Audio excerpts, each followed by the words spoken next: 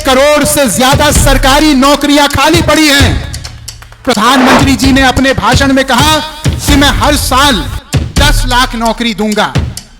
मैं प्रधानमंत्री जी को धन्यवाद देते हुए यह कहना चाहता हूं कि आदरणीय, 10 लाख नए नौकरी पैदा करने तो बाद का विषय है। पहले जो 1 करोड़ सरकार में खाली पद पड़े हैं उनकी भरपाई तो कीजिए। आज केवल हम हिंदुस्तान पाकिस्तान के क्रिकेट मैच पे ताली बजाएं, यह हमारी देशभक्ति नहीं हो सकती। देशभक्ति हमारी तब होगी जब हम अपना सब कुछ दांव पे लगाने के लिए तैयार हों इस देश के लिए। जब केंद्रीकरण की राक्षसी ताकत इतनी बढ़ जाती है कि आम आदमी उस ताकत से दूर हो जाता है, तो कभी भी देश का गरीब आदमी अपने जंजीरें नहीं तोड़ सकता। आज जब आप गरीबी देखते हैं, आप बेरोजगारी अपनी पाते हैं, आप अपने बढ़ते हुए इलाज के दाम को देखते हैं, आप अपने बच्चों की बढ़ती हुई स्कूल फीस को देखते हैं, आप दूध के, दही के, सब्जियों के, फलों के बढ़ते हुए कीमत को देखते हैं, तो क्या आपको नहीं लगता आपके इस बेटे वरुण गांधी को इनके खिलाफ आवाज उठानी चाहिए कि नहीं उठानी चाहिए? हमारे देश की राजनीति हमारे देश को जोड़ने की राजनीति होनी चाहिए, ना कि गृह युद्ध पैदा करने की राजनीति।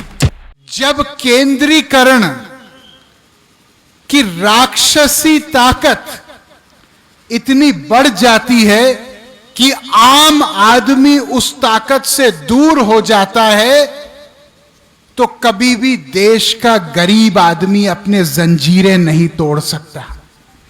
भाइयों, हम इसलिए सांसद नहीं बने हैं कि हम मंच की बात आप तक पहुंचाएं। हम सांसद इसलिए बने हैं कि आपकी बात मंच पर बोल पाएं। जब इस देश में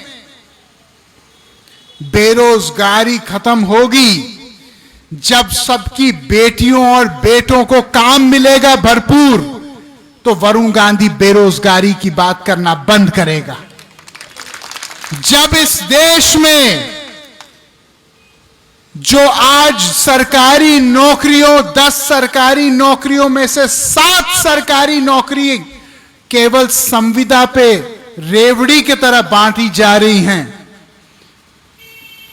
और ऐसे ही गाजर मूली की तरह उन लोगों को कभी फेंका जाता है पूरा काम लेने के बाद, जब उनको पूरी तनख्वाह नहीं मिलती और 2-2, 4-4 हजार रुपए में उनसे 12-12 घंटा काम लिया जाता है, तो वरुण गांधी अगर ये नहीं बोलेगा तो फिर इस राष्ट्र का झंडा उठाने का संकल्प मैंने कैसे किया अपने हाथ में? अगर हम लोग भ्रष्टाचार के खिलाफ बोलते हैं, क्योंकि हम मानते हैं कि ईमानदारी और राष्ट्रभक्ति ये दोनों सगी बहनें हैं। अगर ईमानदारी नहीं होगी तो राष्ट्रभक्ति भी नहीं हो सकती। जो लोग कमीशन खाते हैं, जो लोग पहले कच्चे मकान में रहते थे, फिर जनप्रतिनिधि बनने के बाद अरबों के महल बना रहे हैं, जो कॉलोनियां काट रहे हैं, जो लोगों का हक छीन रहे हैं, अगर वरुण गांधी आवाज नहीं उठाएगा तो क्या ये लोग आवाज उठाएंगे? मैं राजनीति में इसलिए नहीं आया क्योंकि राजनीति एक पेशा है, ना मैं राजनीति में कुछ बनने आया। मैं राजनीति में आया तो इस मिट्टी की खुशबू जो मुझे लगती है, इसका मान सम्मान बढ़ाने के लिए मैं आया हूं। मैं इसलिए आया हूं ताकि अगर कोई माय का लाल हिंदुस्तान को अंदर से दीमक की तरह खा रहा है, तो हम नाम लेके और उसका काम लेके भी बोलेंगे और डंके के चोट पे बोलेंगे।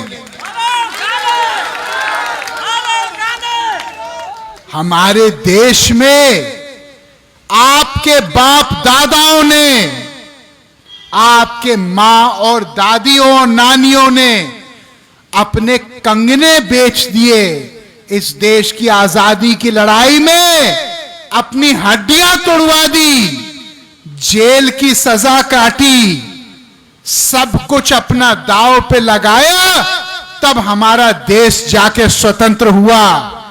आज केवल हम हिंदुस्तान पाकिस्तान के क्रिकेट मैच पे ताली बजाएं, यह हमारी देशभक्ति नहीं हो सकती। देशभक्ति हमारी तब होगी जब हम अपना सब कुछ दांव पे लगाने के लिए तैयार हों इस देश के लिए। आज मैं आपसे पूछना चाहता हूं,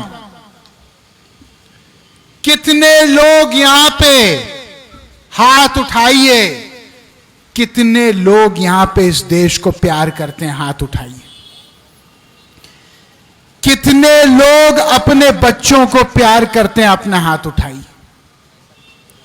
अब मैं एक बात आपसे पूछना चाह रहा हूं, आज जब आप गरीबी देखते हैं, आप बेरोजगारी अपनी पाते हैं, आप अपने बढ़ते हुए इलाज के दाम को देखते हैं, आप अपने बच्चों की बढ़ती हुई स्कूल फीस को देखते हैं, आप दूध के, दही के, सब्जियों के, फलों के बढ़ते हुए कीमत को देखते हैं, तो क्या आपको नहीं लगता आपके इस बेटे वरुण गांधी को इनके खिलाफ आवाज उठानी चाहिए कि नहीं उठानी चाहिए?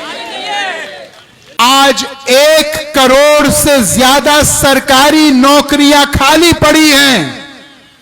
प्रधानमंत्री जी ने अपने भाषण में कहा कि मैं हर साल 10 लाख नौकरी दूंगा।